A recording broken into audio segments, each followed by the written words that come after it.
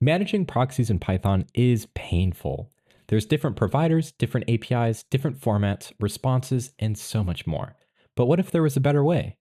The answer, ProxyProviders, the unified Python proxy API. Before, you had to deal with this mess. With ProxyProviders, it's simple, the same interface for any provider. It allows you to easily make proxied requests or even swap providers seamlessly. Getting started is simple. Just pip install ProxyProviders. And you're ready to go. For this demo, we'll use Webshare since they offer 10 free proxies. First, log in or sign up. Then, navigate to the API keys in the sidebar. Click Create API Key. Give your client a descriptive name.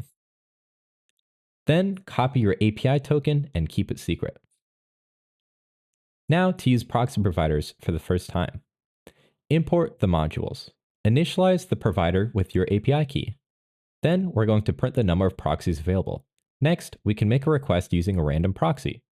We can see the HTTP response was not our own IP address, which means it's working. That was neat, but here's the real power. We can write functions that work for any provider. This function takes in a provider as an argument and uses the proxy provider type, which is implemented by all supported providers. We can then call this function from either a Webshare or a BrightData proxy, as they all implement the same interface and work interchangeably.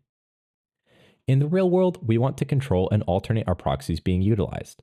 For that, we have implemented a round-robin algorithm. This just picks the next proxy in a list and loops back once it's been used. All we need to do is pass the algorithm instance into the getProxy function, and then it will grab a proxy according to the algorithm. Running the code gives us 3 different HTTP requests being made through all different proxies. This is perfect for avoiding rate limits. In summary, ProxyProviders makes proxy management much easier using a unified API, integrated algorithms, supporting multiple proxy formats, and allows you to write provider-agnostic code.